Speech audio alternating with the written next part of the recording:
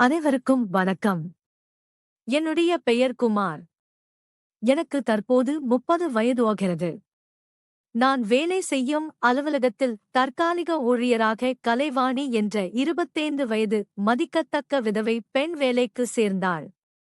சற்று மாநிறம் காண்போரையே வசீகரிக்கக்கூடிய முகம் மட்ட வடிவ முகம்.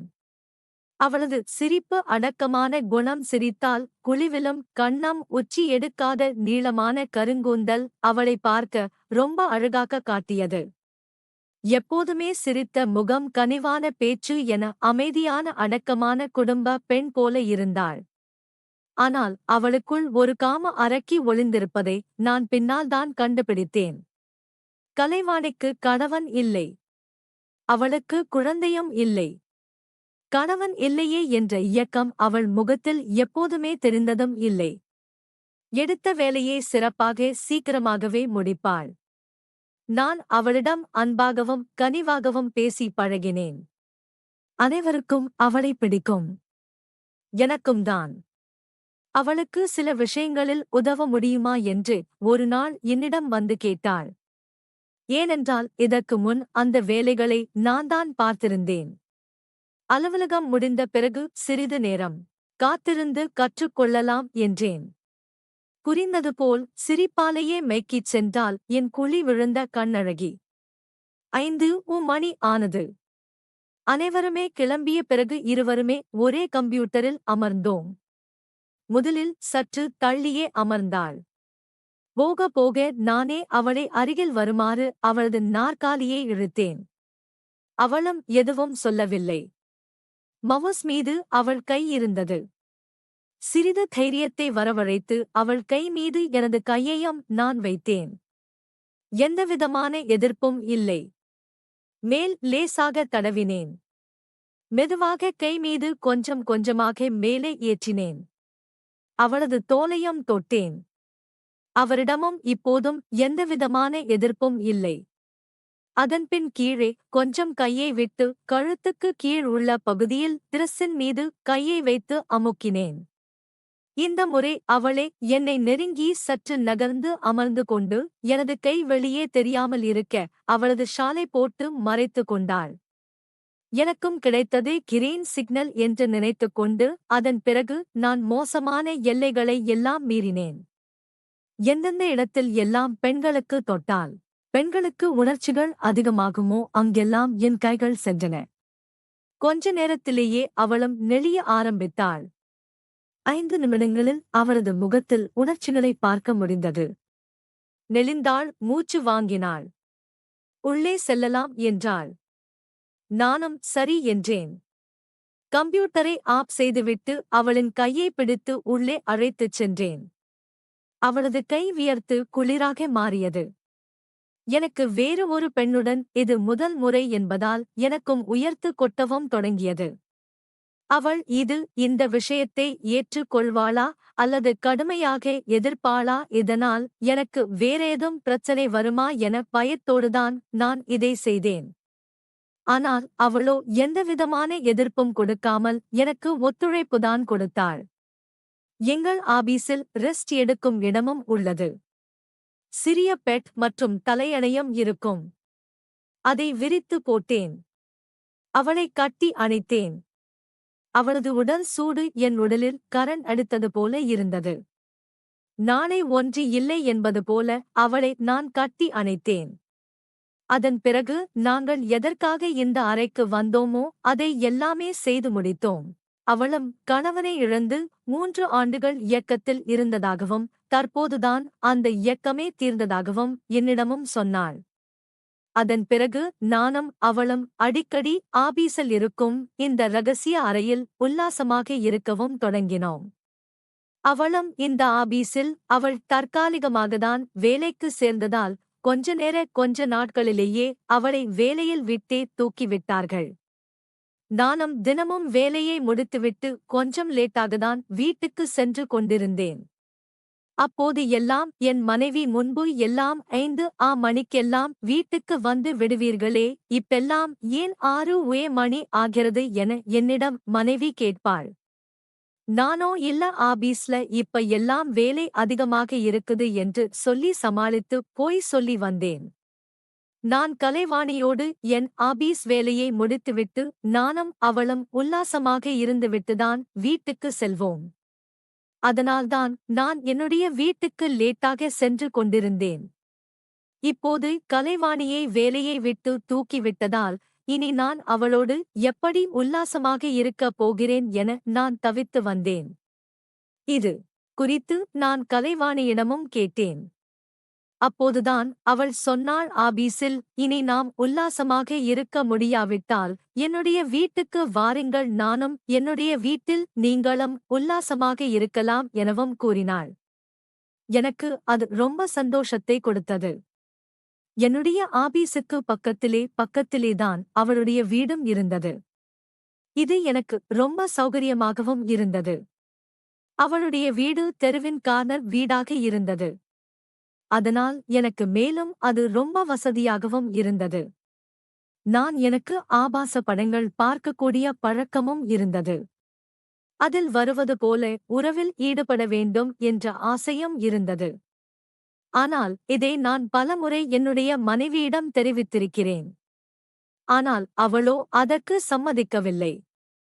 என்னால் இதுபோலெல்லாம் செய்ய முடியாது என மறுத்துவிடுவாள்.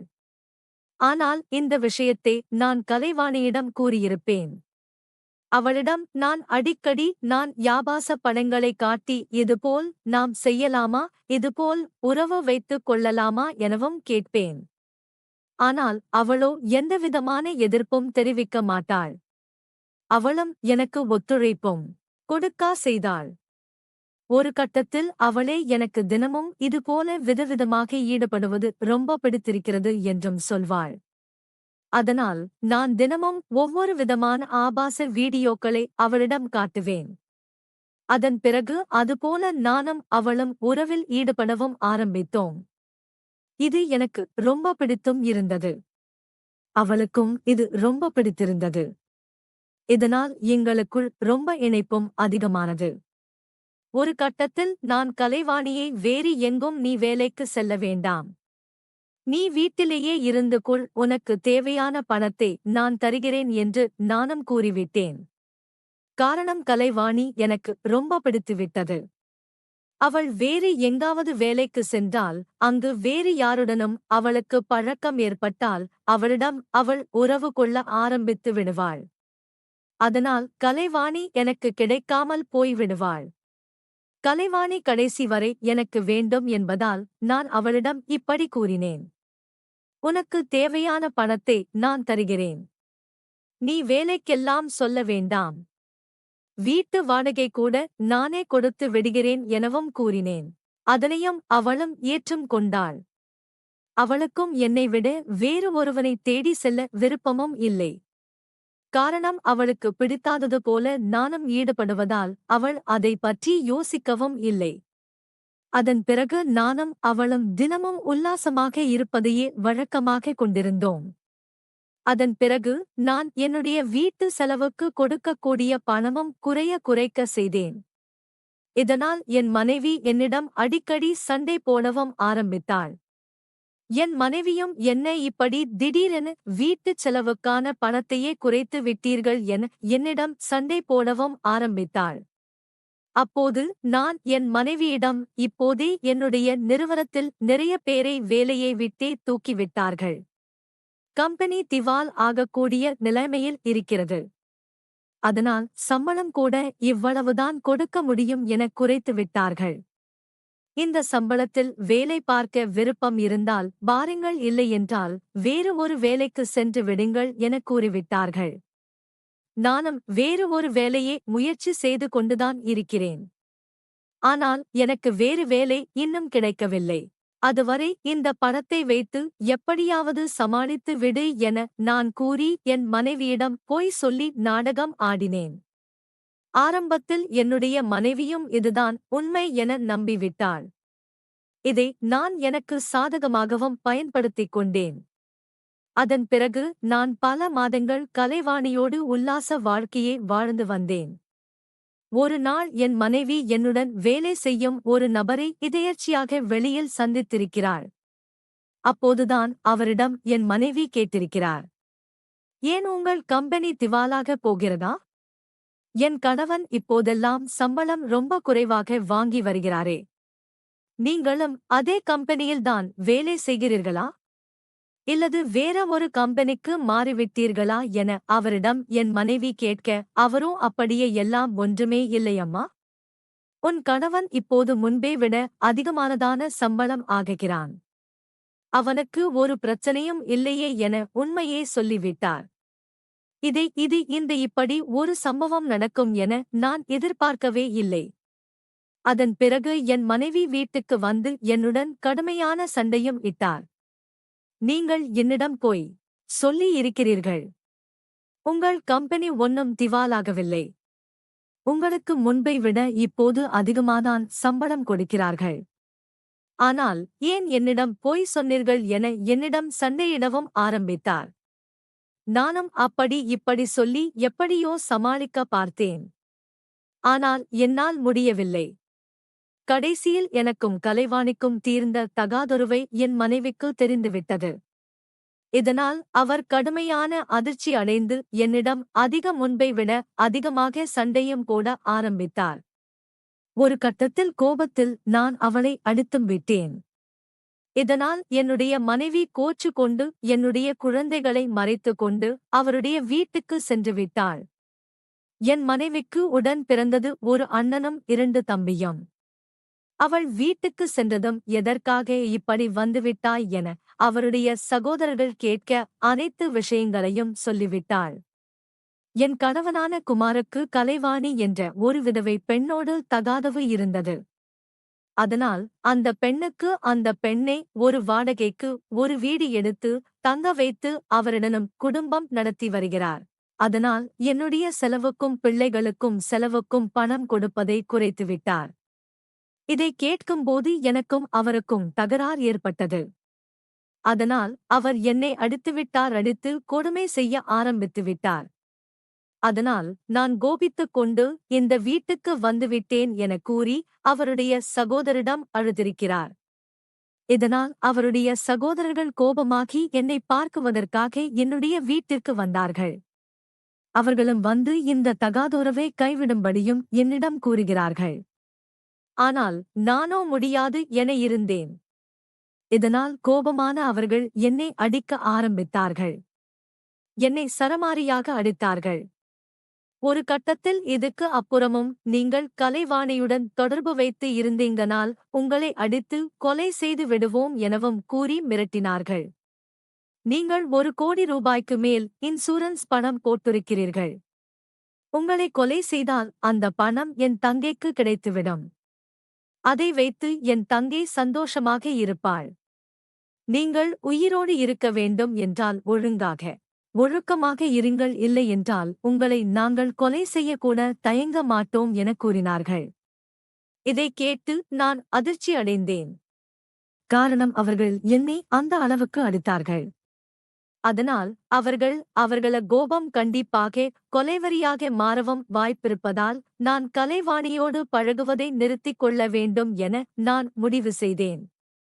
அதன் பிறகு நான் கலைவாணியுடைய வீட்டுக்கு செல்லவும் தயங்கினேன்.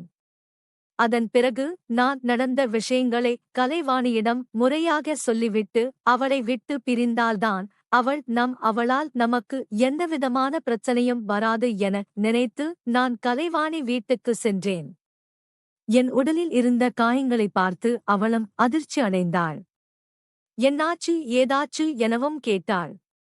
அப்போதுதான் நான் சொன்னேன், என்னுடைய தகாதரவை என் மனைவிக்கு தெரிந்துவிட்டதே. அவளிடம் சண்டையிட்டேன். அதனால் அவள் கோபித்துக் கொண்டு அவன் சகோதரரிடம் எல்லா விஷயத்தையும் சொல்லிவிட்டால் அவர்கள் 3 பேரும் வந்து என்னை வீட்டில் வைத்து சரமாரியாக அடித்து காயப்படுத்திவிட்டார்கள். இதன் பிறகும் உன்னுடனான தொடர்பை நான் தொடர்ந்தால் கொலை செய்யக்கூட தயங்க மாட்டார்கள் என கூறிவிட்டார்கள். அதனால் நம்முடைய தகாதரவை நாம் நிறுத்திக் கொள்ளலாம் எனவும் கூறினேன். இதை கேட்ட கலைவாணி அதிர்ச்சி அடைந்தார். நான் முன்பு எப்படியோ என்னுடைய உணர்வுகளை கட்டுப்படுத்தியிருந்தேன். ஆனால் தினமும் என்னை நீங்கள் மயக்கி என்னுடன் உல்லாசமாக இருந்து என்னுடைய உணர்வுகளை நீங்கள் தூண்டிவிட்டு விட்டீர்கள். என்னால் என்னுடைய உணர்வுகளை இனி கட்டுப்படுத்த முடியாது. நான் அதை கட்டுப்படுத்த என்னால் முடியாது. அதனால் எப்போதும் போல நீங்கள் என்னுடைய வீட்டுக்கு வந்து செல்லுங்கள், நீங்கள் எனக்கு பணம் கூட கொடுக்க வேண்டாம் எனவும் கூறினாள். ஆனால் நானோ வேண்டாம், நான் பணம் கொடுக்கிறேனா கொடுக்கலையா என்பது என்னுடைய மனைவியின் சகோதரர்களுக்கு தெரியாது. ஆனால் அவர்களைப் பொறுத்தவரை நான் மீண்டும் இந்த கள்ள தொடர்பை தொடர்கிறேன் என்றுதான் நினைப்பார்கள். அதனால் என்னுடைய உயிருக்கே எப்போது வேண்டுமானாலும் ஆபத்து வரலாம் என்று பயந்து நான் கலைவாணியின் வீட்டுக்கு செல்வதையே தயங்கி நிறுத்திவிட்டேன். இதனால் கலைவாணி கடுமையான அதிர்ச்சியும் அடைந்தார். பலமுறை எனக்கு போன் செய்து கூட வீட்டுக்கு வருமாறும் அழைத்துக் கொண்டிருந்தாள். ஆனால் நானோ அவர் அழைக்கும் போதெல்லாம் நான் இதையேதான் திரும்ப திரும்ப சொல்லிக் கொண்டே இருந்தேன். நான் உன்னுடைய வீட்டுக்கு வந்தால் என்னுடைய தம்பியின் சகோதரர்களே என்னை கொலை செய்து விடுவார்கள் என்று சொல்லியே நானும் சமாளித்து வந்தேன். ஒரு கட்டத்தில் கலைவாணியே கோபமடைந்து என்னுடைய வீட்டுக்கு வந்து தகராறு செய்யலாம் எனவும் நினைத்தாள். ஆனால் அவளுக்கும் என் மனைவியின் சகோதர நினைத்து பயம். எங்கே அவள் வந்து என்னுடைய வீட்டில் வந்து தகராறு செய்தால் என்னுடைய மனைவியின் சகோதரர்கள் கோபமாகி அவளையும் கொன்று விடுவார்களோ என்ற பயமும் அவளுக்குள் இருந்தது. அதனால் அவள் என்னுடைய வீட்டுக்கு வந்து என்னிடம் தகராறு செய்யவும் இல்லை. அதன் பிறகு கொஞ்சம் கொஞ்சமாக அவள் என்னை விட்டு பிரியவும் ஆரம்பித்தாள். நானும் அன்றாட என்னுடைய வேலைக்கு சென்று முன்பு போல குடும்பம் குட்டி என சந்தோஷமாக வாழ்ந்து வந்தேன். ஆனால் நான் இவ்வளவு நாள் கலைவரையோடு பழகிவிட்டு திடீரென அவளை விட்டு பிரிந்தது அவளுக்கு கடுமையான ஆத்திரமும் ஏற்பட்டது. அவள் என் மீது கோபமாகவும் இருந்தாள். ஒரு நாள் நான் ஒரு பஸ் ஸ்டாண்டில் நின்று கொண்டிருந்தேன். அப்போது எதிர்ச்சியாக அங்கு கலைவாணியும் வந்தாள். அந்த சமயத்தில் நான் அங்கு நிற்பதை பார்த்து அவளுக்கு கோபம் அதிகமானது. அவள் பொது இடம் என்று கூட பார்க்காமல் என்னை கண்டபடி சிங்கமாக கேவலமாக பேச ஆரம்பித்தாள். எனக்கு இது பெரும் அதிர்ச்சியை கொடுத்தது. நானும் அவளை எவ்வளவோ முறை வாயை மூடு, என்னை இப்படி எல்லாம் பேசாதே எனவும் சொன்னேன். ஆனால் அவள் இருந்த கோபத்தின் காரணமாக என்னை கேட்கக்கூடாத வார்த்தைகள் எல்லாம் சொல்லி திட்டக்கூடாத வார்த்தைகள் எல்லாம் சொல்லி என்னை திட்டினாள். எனக்கு பல பேர் முன்னிலையில் இப்படி என்னை அசிங்கப்படுத்தியது எனக்கு அதிர்ச்சியை கொடுத்தது. அந்த சமயத்தில் நான் என்ன செய்வது என யோசித்துக் கொண்டிருக்கும் போதுதான் எனக்கு தெரிந்த ஒரு நபர் அங்கு பைக்கில் வந்தார். அவரிடம் லிஃப்ட் கேட்டு உடனடியாக அங்கிருந்து எஸ்கேப் ஆனேன். ஆனால் இருந்தாலும் கூட கலைவாணி என்னை இப்படி செய்தது, என்னை இப்படி நடுரோட்டில் வைத்து பல பேர் முன்பு திட்டியது எனக்கு பெரிய அவமானத்தை கொடுத்தது. கண்டிப்பாக அவள் இதுபோல் என்னை எப்போதெல்லாம் பார்க்கிறாளோ அப்போதெல்லாம் இதை செய்வாள். அதனால் அவளுடைய கதையை முடித்துவிட வேண்டும் என நான் முயற்சி செய்தேன். அந்த பஸ் ஸ்டாண்டில் எனக்கு தெரிந்தவர்கள் யாரும் இல்லை. அப்படி இருந்தும் கூட என்னால் அந்த நிலையை நினைத்துப் பார்க்க முடியவில்லை. ஒருவேளை அவள் எனக்கு தெரிந்தவர்கள், என்னுடைய நண்பர்கள் முன்பு இப்படி என்னை அசிங்கமாக திட்டி இருந்தால் என்னால் அதை யோசித்து கூட பார்க்கவே முடியவில்லை. அதனால் அவளுடைய கதையை முடித்துவிட வேண்டும் என நான் முயற்சி செய்தேன். அதனால் நான் மன்னனை எடுத்துக்கொண்டு வழக்கம் போல அவருடைய வீட்டுக்கு சென்றேன். விடிய காலையிலேயே அவருடைய வீட்டுக்கு சென்றேன். கதவையும் தட்டினேன். இந்நேரத்தில் யார் வந்து கதவை தட்டுகிறார்கள் என்று தெரிந்து கொள்ள கலைவாணி கதவை திறக்க அந்த நொடியே நான் எனக்கு சாதகமாக பயன்படுத்திக் கொண்டு அவருடைய உடலின் மீது மண்ணெண்ணெயை ஊற்றி தீயை பத்த வைத்துவிட்டு அங்கிருந்து எஸ்கேப் ஆகிவிட்டேன். அவளுடைய அலல் சத்தத்தை கேட்டு அக்கம் பகுதியில் உள்ளவர்கள் எல்லாம் ஓடி வந்து தீயை அணைத்து மருத்துவ முனையில் கொண்டு போய் அவளை சேர்த்தார்கள். நான் மண்ணெண்ணெய் ஊற்றி அவளை எரித்ததால் அந்த அளவுக்கு மோசமான தீக்காயம் அவளுக்கு ஏற்படவில்லை. கொஞ்சம்தான் தீக்காயம் ஏற்பட்டது. ஒருவேளை நான் மண்ணெண்ணெய்க்கு பதிலாக பெட்ரோலை ஊற்றி எரித்திருந்தால் கண்டிப்பாக அவள் வீட்டிலேயே எரிந்தே செத்திருப்பாள். ஆனால் நான் மண்ணெண்ணெயை ஊற்றி எரித்ததால் அவள் சாகவில்லை. அவளை அக்கம் பக்கத்தில் உள்ளவர்கள் உடனடியாக மருத்துவமனையில் சேர்த்ததால் அவளுக்கு மருத்துவமனையில் தீவிரமான சிகிச்சை அளிக்கப்பட்டு அவள் காப்பாற்றப்பட்டாள். அதன் பிறகு போலீசாரும் வழக்கு பதிவு செய்து என்ன நடந்தது எது நடந்தது என விசாரணை செய்ய அவள் நான்தான் அவருடைய வீட்டில் வந்து அவளை கொலை முயற்சி செய்து கொள்ள முயன்றேன் என்ற அனைத்து விவரங்களையும் போலீசாரிடம் தெரிவித்துவிட்டாள். அதன் பிறகு போலீசாரும் இந்த கொலை வழக்கு கொலை முயற்சி வழக்கு என பதிவு செய்து என்னையும் கைது செய்து சிறையில் தள்ளிவிட்டனர். தற்போது ஒரு விதவை பெண்ணோடு தகாத உறவில் இருந்த நான் சிறையில் கம்பி எண்ணிக் கொண்டிருக்கின்றேன்.